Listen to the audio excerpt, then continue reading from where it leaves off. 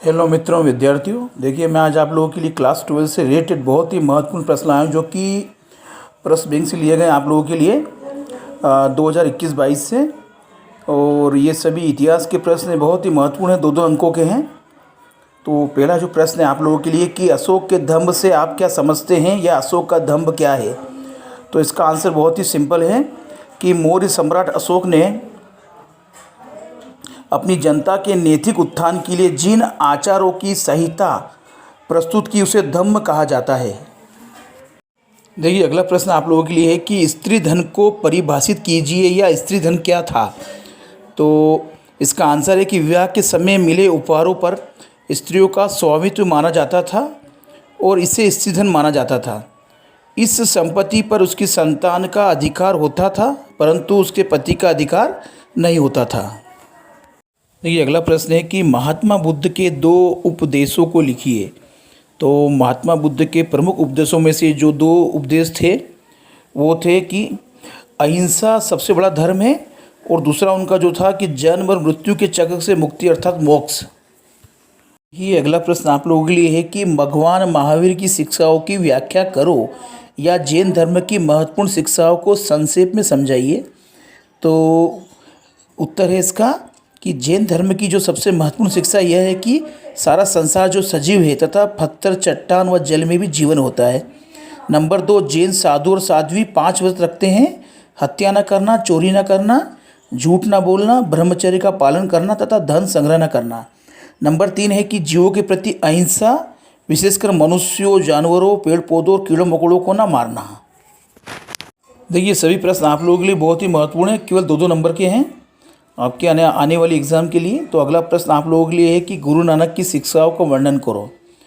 तो इसका आंसर है गुरु नानक देव ने निर्गुण भक्ति का प्रचार किया था तथा यज्ञ, मूर्ति पूजा, अनुष्ठान जैसे बाहरी आडंबरों का उन्होंने विरोध किया है गुरु नानक देव ने। और उन्होंने हिंदू तथा मुसलमानों के धर्म ग्रंथों को नकारा है उन्होंने। और गुरु नानक के अनुसार परम पूर्ण रब का कोई लिंग या आकार नहीं होता है। ये अगला प्रश्न है कि दामिने कोह का क्या अर्थ है। तो इसका आंसर है कि सन 1832 में अंग्रेज़ों ने राजमहल के पहाड़ी क्षेत्रों में ज़मीन के एक बहुत बड़े क्षेत्र को सीमित कर दिया था और इसे संथालों की भूमि घोषित कर दिया। यहाँ उन्हें स्थायी कृषि करनी थी। इस भूमि को दामिने कोह का नाम दिया गया। अगला प्रश्न है कि दांडी यात्रा का उद्देश्य क्या था। तो दांडी मार्च जो कि गांधी जी और उनके जो स्वयंसेवक थे उनके द्वारा निकाला गया था 12 मार्च 1930 को यह प्रारंभ किया गया था। और इसका जो मुख्य उद्देश्य ये था कि अंग्रेज द्वारा बनाए गए नमक कानून को तोड़ना। प्रश्न है कि साइमन कमीशन भारत क्यों आया। तो इसका आंसर है कि 1927 में इंग्लैंड की सरकार ने एक कमीशन नियुक्त किया। इसके अध्यक्ष सर जॉन साइमन थे, इसलिए इस कमीशन को साइमन कमीशन कहा जाता है। यह कमीशन 1928 में भारत पहुंचा। इस कमीशन का उद्देश्य 1919 ई के सुधारों के परिणामों की जांच करना था। इस कमीशन में कोई भी भारतीय नहीं था, अतः भारत में इसका जगह जगह विरोध किया गया। अगला प्रश्न है कि खिलाफत आंदोलन क्या था। तो इसका आंसर है कि खिलाफत आंदोलन जो कि मार्च 1919 में अली बंधुओं द्वारा बम्बई में एक खिलाफत कमेटी का गठन किया गया।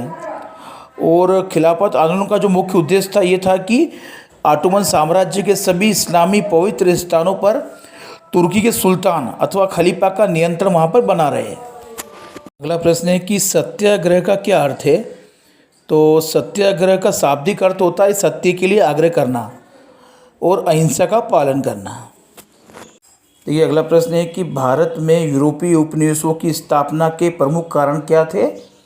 तो इसका सिंपल सा आंसर है कि भारत में यूरोपीय उपनिवेशों की स्थापना के प्रमुख कारण निम्न थे। पहला है कि पुर्तगाली व्यापारी द्वारा भारत में अपनी वस्तुओं को बेचने से होने वाला अत्यधिक लाभ, जिससे ब्रिटिश व्यापारियों को भारत के साथ व्यापार करने के लिए प्रोत्साहित किया, यानी उनको देख के वो भी प्रोत्साहित हुए। नंबर 2 है कि अतः पुर्तगाली व्यापारियों की व्यापारिक सफलता से प्रेरित होकर अंग्रेज व्यापारियों के एक समूह ने 1600 में ईस्ट इंडिया कंपनी की स्थापना की।